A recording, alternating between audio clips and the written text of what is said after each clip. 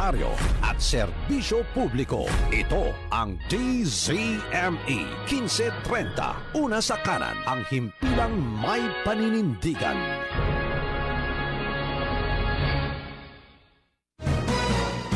Network Balita Nationwide.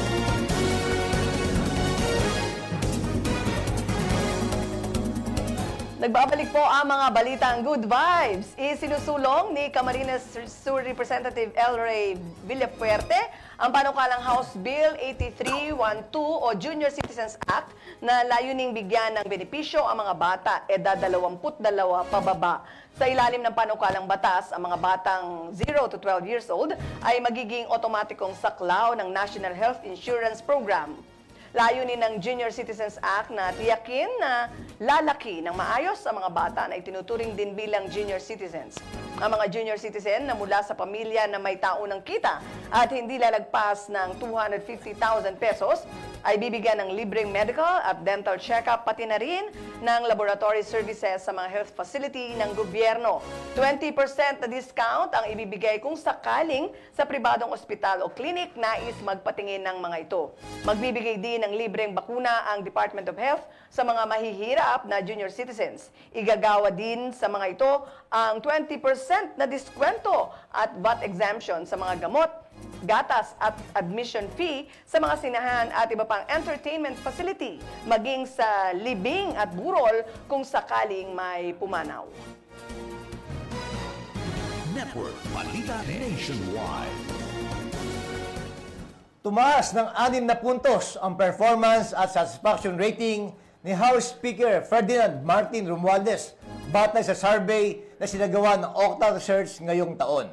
Pumalo sa 61% ang performance at satisfaction rating ng leader ng mababang kapulungan ng Kongreso mula sa 55% nitong Hulyo ng taong kasalukuyan. Paliwanag ng Okta Research Group, Professor Ranjit Re, ang paghahabol sa mga onion hoarders at sunod-sunod na inspection sa mga bodega ng bigas sa Bulacan noong mga nagdaang buwan ang maaaring ding dahilan kaya tumaas ang performance rating ni Speaker Romualdez. Network Balita Nationwide.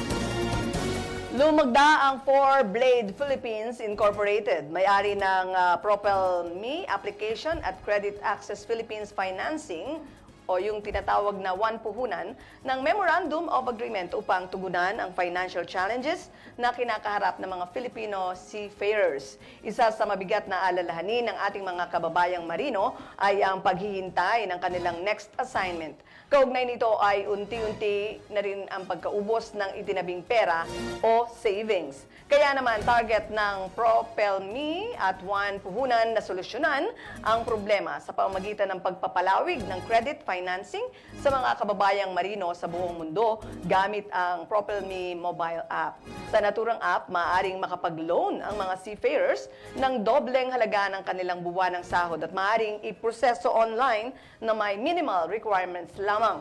Idinisenyo ang Propel Me app upang tumugon sa mga pangangailangan ng mga seafarers tulad ng paghahanap ng trabaho, ma-access ang kanilang perks at benefits, makipag-ugnayan sa mga kapwa crew members, matrack ang vessel at sea experience, pati na rin ang pag-organisa sa mga records at certificates. Sa tulong, idadagdag o idinagdag ng loan services, inaasahang matutugunan nito ang mga essential na pangangailangan ng ating mga marino. Network Balita Nationwide. Mas maraming bandang lokal na magsasaka ang nagbebenta ng kanilang aming palay sa National Food Authority or NFA. Ito ang inihayag ni NFA Administrator at Vice Chairperson Roderico Bioco kasunod ng pagpapatupad ng bagong price range sa pagbili ng palay. Ayon kay Bioco, ang mga lalawigan ng Capiz at Palawan ang may pinakamagandang bentahan ng palay sa ngayon. Hinihikayat din ng NFA ang mga local farmers na mas damihan pa ang ibinebentang palay upang mas may angat ang buffer stock requirement sa bansa. Nabatid na una ng sinabi ni Bioco na nasa 8.5 million pesos ang pondong nilaan ng ahensya para sa procurement ng naturang produkto sa iba't ibang rehiyon sa Pilipinas. Network Balita Nationwide.